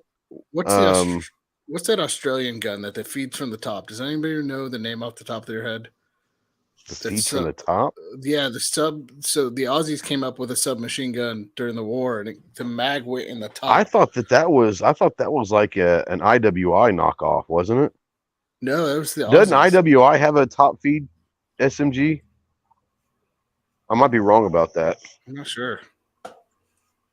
I thought the Israelis had one at one point. I might be wrong about that. The Aussies was the Owen, wasn't it? That's what it was. It's the Owen. I guess I don't know what that is. Okay. Yep. A grease gun that fed from the top, basically. It was basically a Sten that fed from the top. I remember it looking more like maybe. I don't know. Chris, I'm gonna bring you in here before they start talking over you again. The MP5. I mean, you've only had 20 fucking minutes to think about your answers, so. The MP5 is always the one gun I'm always going to shoot if I go to a range where I can rent full auto guns. But man, the P90 is good. Right there. It's so much fun. Yeah, I'm surprised that no one brought up the AUG. Those things are pretty freaking sweet. You know, Star did a great sub gun. It is. There is a 5.56. I know that, but it wasn't designed as one. Come on. Yeah. Okay, I'll give you that. What is it? It's still one of the coolest designs ever, though. Oh, AUGs It's the are cool. AUG. I'm not gonna lie. It's the AUG SMG, right? Submachine Yeah. gun. The I AUG mean, I'm SMG, just there's saying the it's what 9. it's called, right? Like, Yeah, it's the SMG. but no, the AUG, man, that's a sexy looking gun. I'm just saying. Someone brought it up out here, and I was like, yeah, how the hell has that not been pulled up before? But yeah, there's a So lot what of you're great saying ones is- out there. Say what you're saying is you're a bullpup fan. You know I'm a bullpup fan. I love bullpups. I have freaking alligator arms, man. I gotta have bullpups. So the only way that shit works with my ass, you know. Bullpups would be so much cooler if they didn't have terrible triggers. Some of them had pretty decent triggers. Let's be honest. Not a Not lot really. of them, but I've never really shot a one lot. that had a decent I trigger. never have either. If you get a- There's not a lot of way around it. No, if you get a Tavor with a Geisley, that's about the only way you make one halfway decent. Oh, talking about a sexy gun, man. IWI had a Tavor. I think it was it last year at the Gathering? I think is where they had one. They had a Tavor. It's pretty sweet. Yeah, good stuff.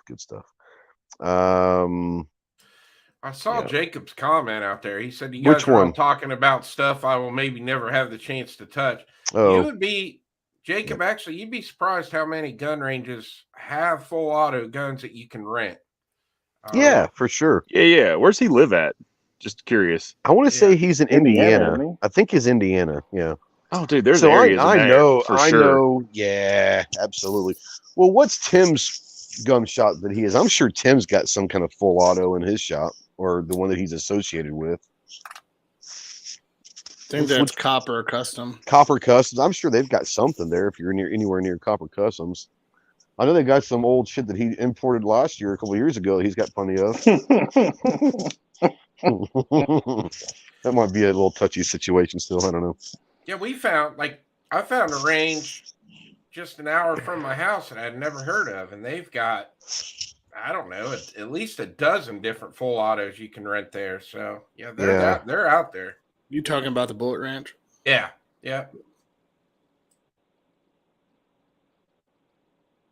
Oh, there's some out there, Jacob. Oh, for yeah, sure. absolutely. Maybe not the absolutely. ones you know of, but Yeah. you can absolutely find them. This is interesting. Robert, kind of going, I don't know, away from guns a little bit, but it's kind of an interesting concept. My bug out vehicle is a Dodge M37. If you guys had a bug out vehicle, like if you could build one for overlanding, I would say a bug out, but maybe for like an overlanding type thing, would you guys have in mind? What would you think about doing? Let's start with Chris on this one. If you could build an overlanding vehicle, do you have something that you would have as your base? Cars and trucks. This is out of my wheelhouse. Yeah. You drive a goddamn Rebel. That's a good start. I'm a rebel. Are Are those allowed in Ohio? I don't know. I got one here. Hopefully. I mean, I think rebel would be offensive in that area. I'm just saying. Snap. Yeah, he's not. When I was, I'll tell you what. Honestly, when I was, totally derailed us straight. Sorry. Yeah, we got him flustered at this point. My dad, when I was growing up, my dad always had international scouts. I think I'd want. Old scout. That's not a bad choice. Dude, scouts are awesome. Freaking bulletproof. Yeah, they are. Yeah, that's a pretty damn good one. That's strong. That's a strong one. That's gonna be tough to overcome that one. Let's try Ginger. You got one? Well, I mean, I would say a Suzuki Samurai, but everyone would just make fun of me for it. Get out of here. Push it over. Yeah, I just turn real sharp. Yeah. Why don't you go with a Pinto jacked up so you'd explode if someone back into you? Instead, it'll be just as much fun to roll. I mean, a Reliant Robin bug out truck. Come on. Oh yeah. Oh, Guns and Barbecue says a fire truck. That's interesting. I would have to say, I gotta love Kurt Stahlbucker, a friend of mine. He's got a Gladiator, and it's fucking sick. Just saying. Okay. Don't hate Snob. I'm gonna go to Snob and let him hate on you a little bit. Because all the Gladiator guys are douches. It's any off-roading forum or Facebook page. Are you calling Kurt? I'm going to text Kurt right now. Yeah, text him and tell him I said that. I had a Gladiator for a year and I got rid of it. So because you didn't want to be a douche just anymore, saying. Huh? Just like saying I've watched Gladiator. American Gladiators. Does that count? Snobby, what would you, if you could do a base? What would you say? I'm going with the Power Wagon. Oh, you son of a bitch! You son of a bitch! You took mine. Yeah, the old Dodge Power Wagons, especially if they were like the old World War II that were like decommissioned, that had like the suspensions. Man, those Power Wagons are badass. Weston's got a good one out there, the Toyota FJ62. That's a good one. So mine is a Hilux. You guys, they're not allowed in America pretty much. If the Hilux was allowed in America, it would shut down every truck company there was. Like the Hilux is the most badass piece of machinery out there. I'm just saying. Just gotta get the question is, would you have a Dishka or a PKM mounted in the back? You gotta have it. You gotta have a Dishka. You gotta have a Dishka. I mean, like for a lot of reasons, the Dishka is gonna have to be there, like 100%. Now the Dishkas, no, AK in the air and yell World Star. Damn straight. But see here, most of the time the Dishkas weren't on Hiluxes because they couldn't like. They were in like old beat up Toyota pickups. Like the Dishka weighed more than the freaking truck did, so it was hilarious back in the day. But the Hilux is badass, bro. I would have gone with the Power Wagon, but my second is definitely a Hilux. But thanks for Snob for stealing mine. So I went ahead and said mine, so no one else would steal my second choice. But Chase, what would you go with? Fucking Raptor or something? I mean, realistically, like a Super Star Destroyer. But Jesus, like a Snow Walker? No, like Vader's like flagship. Come on, Jesus. You have a whole armies built inside of it. Yeah. No, in all seriousness, I expected like that shit from Clover, not from you. I know. Anyways. And one of the old school like G wagons, like the old like military G wagons. Yeah. They just run forever. The only old diesel G wagons, you can't kill them. I mean, and it's hard to honestly beat like an old World War II Jeep. I mean, like those things were pretty damn cool too. Those things could, if you could find one now, it'd be a great way to start. But anyway, yeah. Unlike a Gladiator.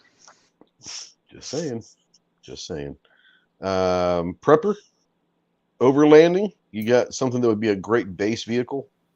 Yeah, I actually really like the new Chevy Silverados with the smaller diesel.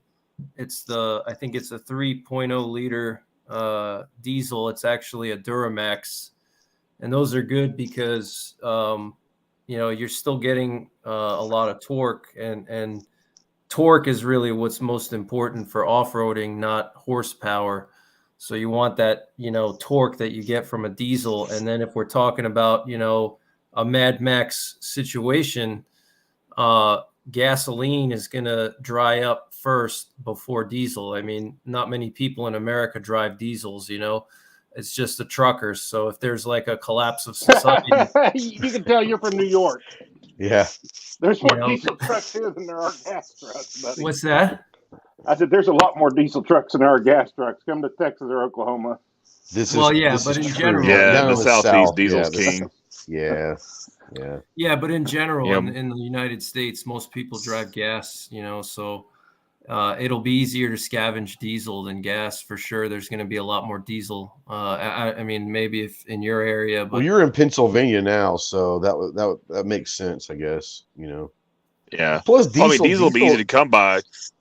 You can just steal it from the trucker while he's killing the hooker, so it's easy. I mean, we have a 500-gallon diesel tank. It's red, but And not only that, but you can use other types of fuel with a diesel engine. Like if you can't find diesel, you can use heating oil, or you can even use vegetable oil. You use vegetable oil. I was gonna say vegetable oil for a short time being will work. It's a kerosene. And diesel engines just last forever, especially like a Duramax diesel. I mean, only thing is maintenance is more specialized. So, let's see here. Millsop Doe says, just so everyone knows, I'm going to be moving to the KC area. If you're ever coming through, let me know. Maybe grab a drink and a chat. There you go. I love Kansas City. Spent a lot of time there. Yeah, you were. I actually used to spend a lot of time in Overland Park. It was on the Kansas side, but it's still part of like the whole Metroplex, if you will. But yeah, Kansas City is a cool little town. I'm not a big fan of their barbecue as much as they are, like the ribs and all that. But you know, Really? Bird ends? What's wrong with you? I'm not saying it's not good. I'm just saying like I'm a brisket guy. Like you give me some brisket the and I'm Kansas City good. sauce. I mean, I'm more of a It's Texas too sweet for style me. barbecue. You know what I'm saying? I don't really think it's sweet. It's kind of a chili powder taste to it. And I didn't like it at first, but the more I've eaten it, I really like it. It's different. Yeah. I like Kansas City barbecue a lot more than Memphis barbecue. I am not a Memphis barbecue fan for the most part. So I don't know if I've ever had Memphis barbecue. I try to stay the hell out it's of Memphis. mostly pulled pork with like the sweet barbecue sweet sauce, and it's like I don't know. It's a strange thing. Living in Arkansas, unfortunately, a lot of the barbecue, quote unquote, around here is the Memphis style pulled pork stuff.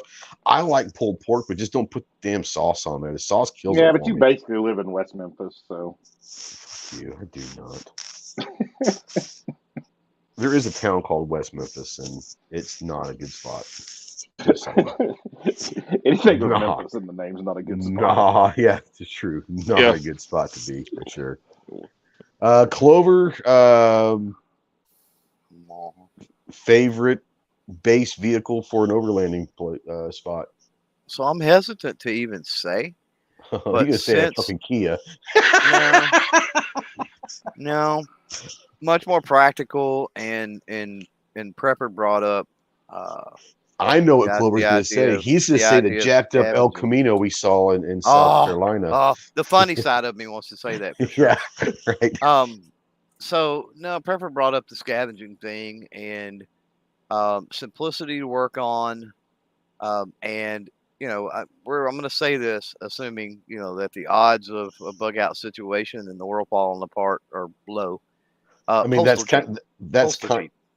Oh snap! Okay. I mean, think about it. If I travel from here, have to travel from here to Arizona, in the bug out situation, apocalyptic scenario, how many postal Jeeps are going to be between here and there to potentially scavenge parts or whatever? And down that road, what about like an ambulance? An ambulance, because those things will run forever. Could be too. And here's the other thing about that too: is why my train of thought is going that way. In a world end scenario, how many of those just get abandoned? Like, that's what I'm saying. Like, you know what I mean? They're just going to be sitting in yards, right, and things like that. And how about a school bus? Because we know how long a school bus will run for. Yeah. The only thing with a school bus, if you maybe a short bus, and that's funny, but like the long bus would be kind of a pain, but like a short bus, maybe for sure. Yeah. Well, you could use the same parts on a short bus, right? You could scavenge long buses to repair the short bus. Sure. Within reason. Sure. If we're going, into the world scenario, I'm going early '90s Chevy half ton with a 350 and find parts for those on any. I mean, let's good be luck. honest. They're easy to work on. You think so?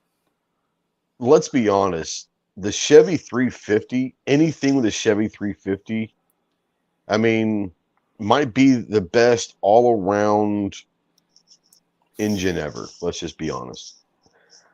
And parts, you can find them off of scrap or anywhere. There's all sorts of Chevy 350s out there in scrap. So, yeah, that's a good call. I mean, Clover, you can try to come to Arizona, but we'll just set up a border. You won't be allowed in. Well, then I'll go around Arizona. I don't have to come save you. That's fine. Your border won't hold anybody out. What are you talking about? I was going to say your border hasn't closed for decades. What the hell are you talking about? I'll just go south first. And there you go. Come up from the south. And they'll just say, "Come on in." I won't come in from the east. It's all good. Yeah, it's like Ray Charles is guarding the border. It's like, looks pretty secure. So nobody mentioned this, but as part of the bug out, would it be advantageous to have some type of a motorcycle? You can go long distance. Side by side. I mean, we're all talking about having something that you could take a small dirt bike or something and carry that in the Well, vehicle. yeah, like if you, especially if you Or had, build a rack on the back to hold it, or yeah, if you there's had like some ways kind of a doing that. truck or something, yeah, I could see having access to a motorcycle. I wouldn't make the motorcycle my main, but having not your access primary. to a motorcycle, absolutely. Because I'm I'm thinking, terrified of motorcycles, but yeah, that's a good idea. I mean, what happens? Especially if it's a Hayabusa. I mean, no one's going to catch you at 200 miles an hour. We talk about something breaks down, right? Yeah. Anything, and you got to go try to scavenge a part or do this or do that. I mean, you're at least you're Yeah. not afoot. Yeah, I can see that argument. I'm just going with my truck I have now, my Rebel, with my trailer and my freaking Can-Am Commander. Okay, there you go. There you go. Now, so I Wes just is heard a bicycle. Could no. If you see me riding a bicycle, something has gone drastically wrong in life. I would just Clover not and bug out at Ghost that point. 100% have to do a road trip on like a Dumb and Dumber scooter together. Oh, absolutely. Yes. That has got to happen. Just go, man. Just go. Just go. You can make content for multiple channels for days off of that. 78 miles to the gallon on this hog. This hog, yeah. But somebody's got to have Petey the Parrot taped to it. Weston says an electric vehicle with a diesel generator on a trailer. Best of both worlds. Not really. I mean, here's a problem with electric vehicles. Can't One charge them thing goes wrong and the whole car shuts down. And it's also been proven multiple times, and people correct me if I'm wrong, but I've looked into the electric vehicle thing. When you start talking about putting generators, whether you're hauling a generator or the generator is in the car and you've got the added weight of that generator, because you're pulling the generator and all of that weight, you're using more electricity, and it's pointless. Go watch the Top Gear Jeff episode when they did literally that. And it was the most useless thing on the planet because there's too much weight on the diesel genset. Yeah. Yeah. That's what I've read and seen, but I don't know. It's true, though. But it's the same way with solar. That's the reason they don't run solar panels all over it and everything else is by the time you start adding all that weight, you kill the aerodynamics and everything else, and you're screwed. Well, that, and if it gets wet, then it stops working. If it gets too hot, it stops working. And you would think that, okay, you could use the electricity to drive an electric generator, right? But then the drag on that generator makes it pointless. So it's like once they reach that hurdle, you know what I mean? Because we all had the bicycle light, right? That attached to the spokes or whatever. Sure. It's the same type situation. And once they can ever get that battery and charging technology down, I mean, you could fire up all you would have to have is battery enough to crank an electric car, and then it would power itself. Yeah. What about have a you guys propane powered car? seen those little solar things that cruise down they cruise down 66 every year. They come to town and stuff. I just share my screen. You're talking about like the actual solar, like little racers. Yeah, they do like a 66 cruise every year. Yeah, I know what you're talking about. Did you say propane, John? Yes, it did. Dude, just go away. We have the seat. Would it be powered by Strickland propane? Just go away. And their propane accessories. Wow, he went there. He went there, didn't he? He went straight to Strickland. Wow. Taste the meat, not the heat. Wow. Okay. Moving right along. Last question that I wanted to bring up tonight was as far as guns go. We can do the bullshit section more, I'm sure. Let's talk the Red Dawn / whatever scenario you want to call it. Shit hits the fan. I mean, even to an extent, maybe the zombie apocalypse, but we'll just call it the Red Dawn, whatever. You had one gun and one gun only that you could Rise have of the for trannies. that. Oh my God, stop. You son of a bitch. One gun. Knee pads. Yeah, one gun. One gun for the Red Dawn. Let's start with Prepper on this. If you had one gun for the Red Dawn / Mad Max / Apocalypse, like what's that one weapon system that you would choose? So this is just one weapon. It's not sidearm and rifle or No, just one weapon. You can only have one weapon to make sure that you could have, I'm not saying you have unlimited ammo, but I mean, if you were preparing for this and all that, if you only had one weapon, you stockpiled on one thing, what would it be?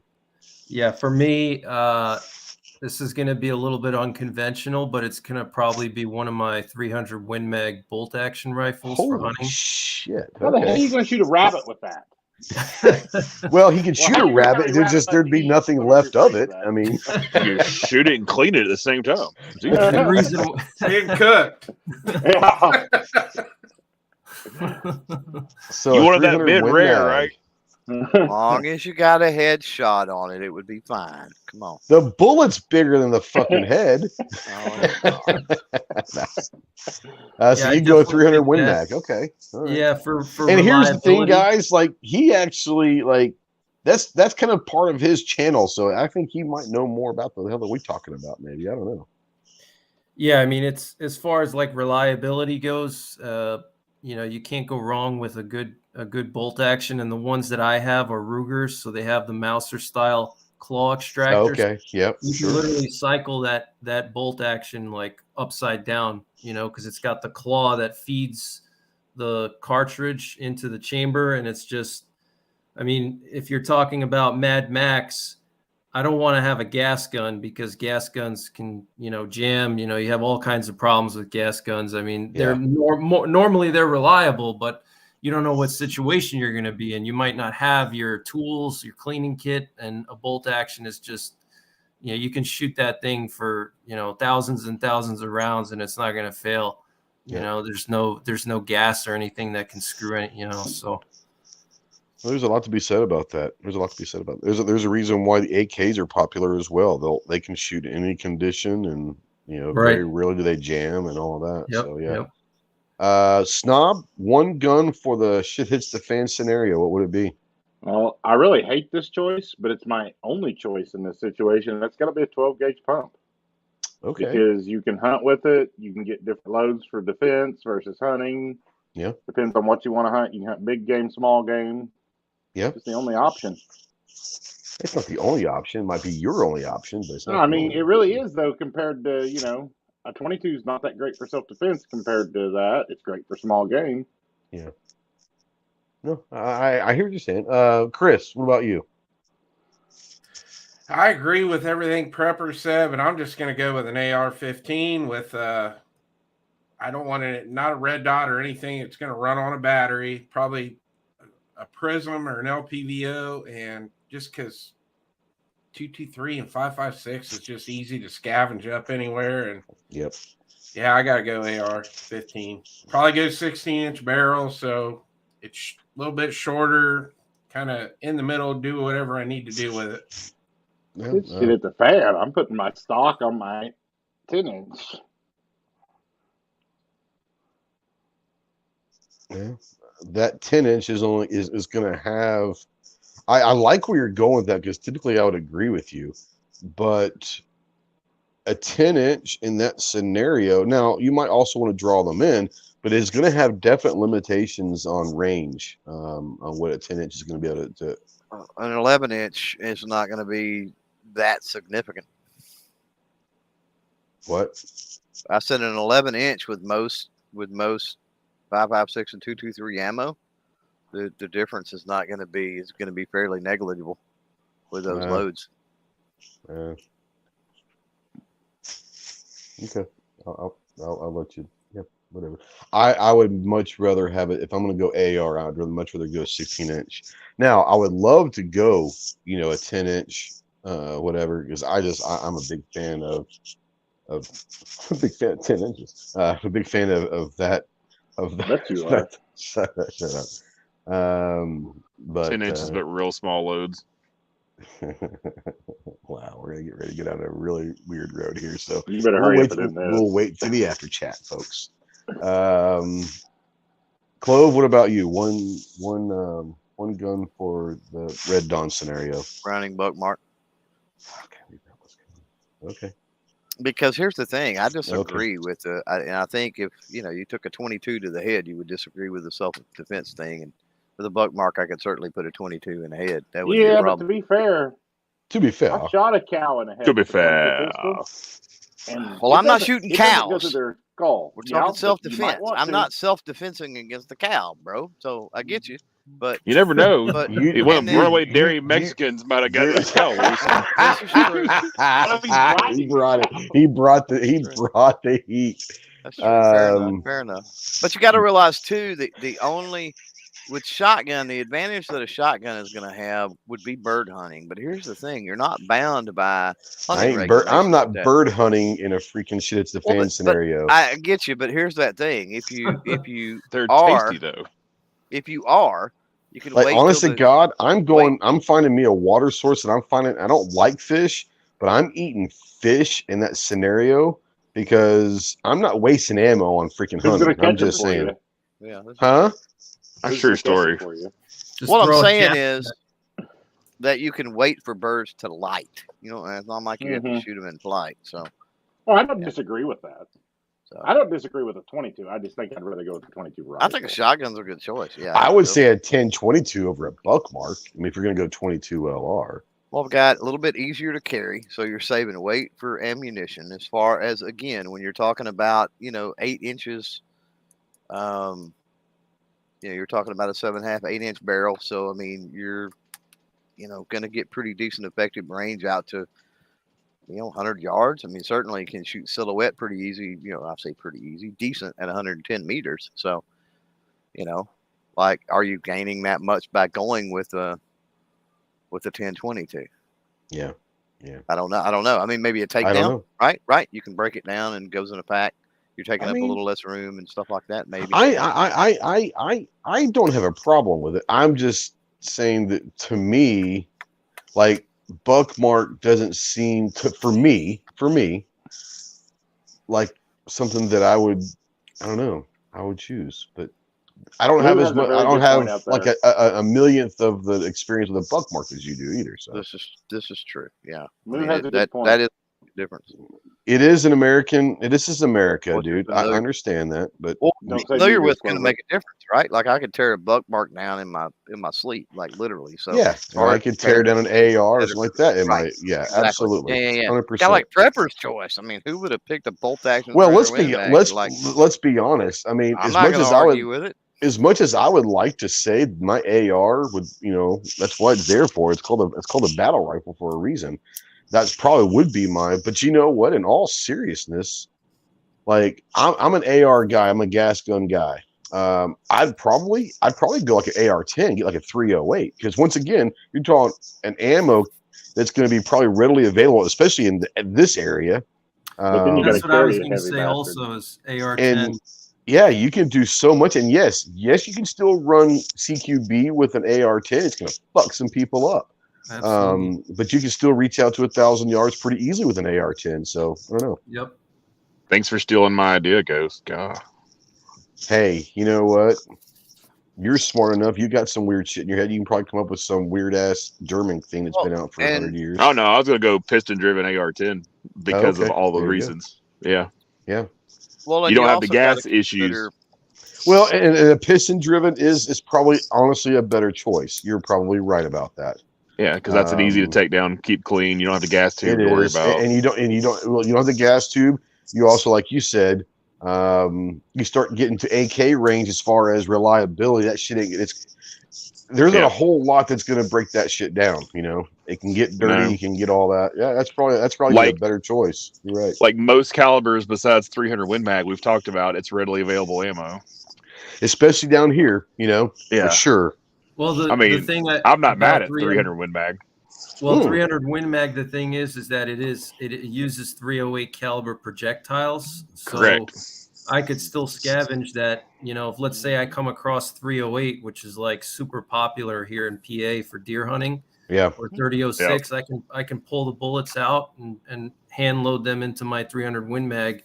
Yep. But another thing to be said for the 300 Win Mag, if we're talking Mad Max, is, just raw power. I mean, there might be situations where you have to penetrate things, Well, you can definitely blow up a fucking engine with that for sure. Right. Blow up an Oh, yeah. engine, punch through walls, possibly like body armor. Body armor won't be a problem. No, in the G-Wagon Go Truck, I can guarantee you my Bolt 300 Win is going in it. Yeah. As if I can grab one bolt gun, that's the one that's going, because I can do so much with it. But if it's a one only, yeah, I think the AR-10 is the way I go.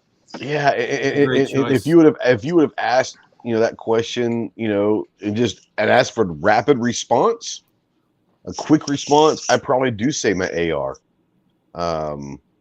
But I think overall, like an AR-10, man, I'm telling you, it's as great of a thing that you can have in that situation, because you can do everything all the way up to 1,000 yards. And let's be honest, in that situation, if someone's out past 1,000 yards, like, you're not going to be shooting anyways, because they don't know where the fuck you are probably at that point, So, and that's a good thing. You don't want them to know where you are. But yeah, it's also where the potential to suppress it would be beneficial, because if you were at 1,000 yards and running a suppressor, sure, odds are you wouldn't give away your position. If nothing else, if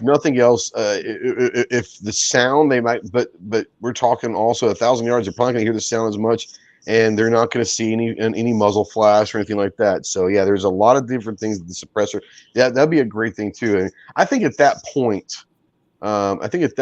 Yeah. I mean, if you're building something for that scenario, whatever you go with, I think a suppressor is probably pretty important for that scenario. No matter what weapon system you choose, 22 LR, whatever it is, suppressors. And that Wish.com solvent trap will be perfect for that. Whenever the shit is. Yeah. $19.99, bro. I'm telling you that it might be the best deal on the internet. But yeah, so that was fun. You can keep a cordless drill around. Yeah.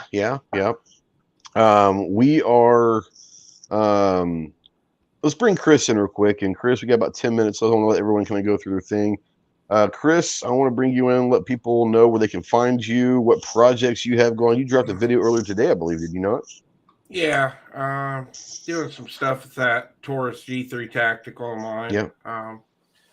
Yeah. You can find me at Chris from the 740 here on YouTube and Instagram. And tomorrow night we are going to have the Wednesday night live chat at 9 Eastern, 8 Central. There you go. It's always a fun one for sure. What's the topic tomorrow night? Do you have one yet? Yeah, we're going to talk about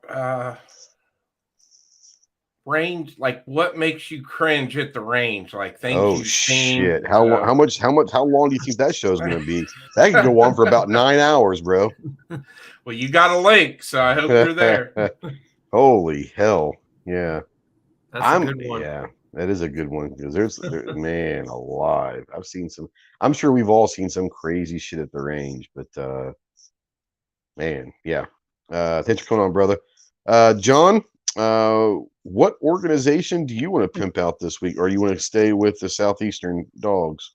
I was going to pimp out an organization, but I got skipped over for the last question, so I'm just going to say Ma Deuce to piss everybody in the room off.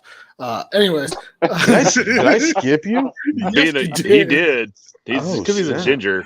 And being a ginger, I thought it was going to be a flare gun. Oh, God. Oh, my God. All right. Wow. Okay.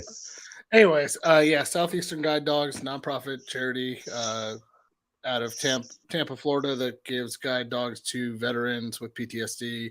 I've got an event coming up May 20th with them, so we're hoping to raise. That's up in Ohio, right? That's going to be up in Ohio at the Humidor in Newark, Ohio. Go check it out. Stop by, donate. I'm trying to get some cool giveaways for that. So, right on. Yeah. Right on. Snobby, are you going to be doing anything anytime soon? Yeah, people want me to. I might. We'll see. We'll see. All right. Greg, Prepper, we're going to be seeing you here in about a month up in Indianapolis. It'll be fun to finally meet you and all that and hang out. Likewise. I know you got a bunch of stuff going on the channel. Like what's going on project wise and all that. Like, what can people that may not? So first of all, if you're out there and you haven't gone to his channel, go check it out. Does some awesome stuff. But what can people be looking for down the road from you? Just as far as like prepping stuff, I'm continuing to do news updates. Following the situations overseas. Firearm stuff. I got some long range shooting stuff. I got a You went. Was it today or yesterday? I saw something. You went up to 1,000 yards. Was it yesterday or today? I saw that video. It was a couple days ago. I did a 1,000-yard penetration test with an ultra mag, so that's going to be coming out. And then I did some chronograph testing with some ultra mag stuff, and so some 10 millimeter stuff. So that's what I'm working on right now as far as firearms go. And then I got to do a bunch of gear reviews that I haven't gotten a chance to do yet. I got to review my POF Rogue AR-10 and then Ruger S-FAR. I'm going to do an updated review on that because I've already put a couple hundred rounds through. So far, what's that? I was just asking him. He has the SFAR. I do. Yeah, I have the 20. That one really interests me. It's a nice one.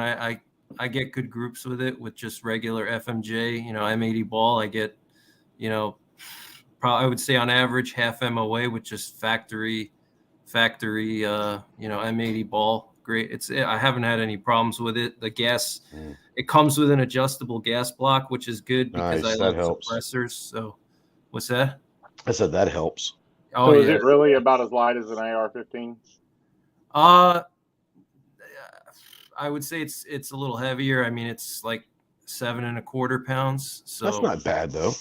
Yeah, if you want something like an AR-15, you go with a POF Rogue. That's that one's like 5.5 pounds naked. So that's a good one. That's another one I have. That one's nice. He said naked. Sorry, I had to say it. Yeah. Clove. Like, I mean, if you were going to do anything, what can people look forward to?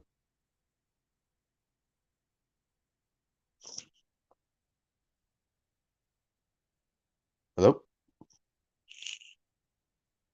Can anybody hear me? I got you. Yeah. I mean, hear you fine. Yeah, well, you can hear you fine. I'm joking towards Clover. Clover's probably already left, so fuck him. He's muted in his sleep, obviously. Yeah, he's still in bed. So the last segment that we're going to bring up is a new segment. It's called Thoughts from Chase. So do you have any thoughts that this could get bad?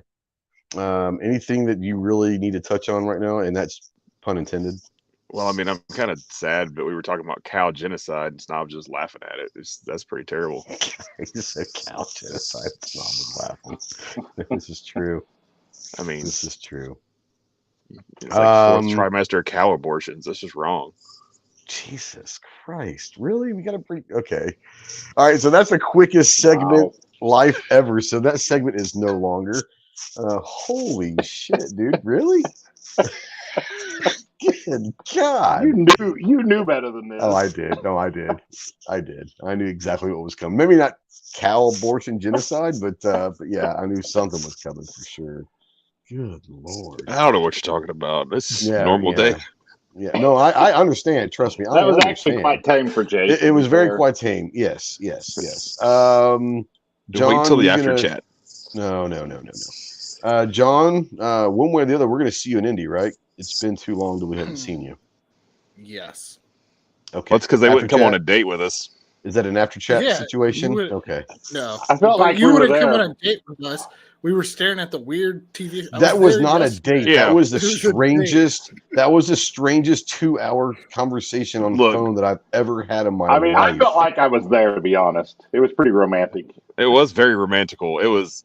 I'm just glad they didn't have the phone on themselves the whole time. See, there's no telling what the hell is going on. We were smarter than that. I'm not sharing. Yeah, I went there for lunch the other day, and I missed Chase the whole time. I was very sad. I know. I mean, it was so good that his wife wouldn't even come because she knew better. Yeah. That sounds like, never mind. I'm going to leave what I was going to comment alone. As soon as I said that, I was like, that was a terrible choice of words. That happens a lot. I wish you would have thought of that about 3 seconds ago. So, yeah. No. All right. Thank you guys for watching. If you're watching this still live, God bless you. You will not be getting any money back. Sorry, it's already been spent. If you're watching this in replay or listening to this in podcast form and you've gotten 2 hours into this thing with this conversation, God bless you. You deserve an attaboy. No, it was a fun conversation. Got some good stuff in there. Thanks to everyone that was a part of the live chat. He said spent. Yes, I did. Anyways, yeah, thanks for coming out and watching this fiasco. But no, it was fun conversation. Looking forward to seeing everybody. I think everyone in this room will be in Indianapolis, which can only mean one thing. Indianapolis will never be the same. Just saying. It will never be the same. Prepper, I think Prepper's staying with us, which is awesome. Can't wait for that. A terrible decision on his part. He may never talk to me. Does Prepper not know the last guy that No. sleep under the We step? We do not talk about that until he gets there. He will probably never speak to me again after Indianapolis. But, oh boy! Bring a big bottle of lotion. Big bottle of lotion. Just saying. So, yeah.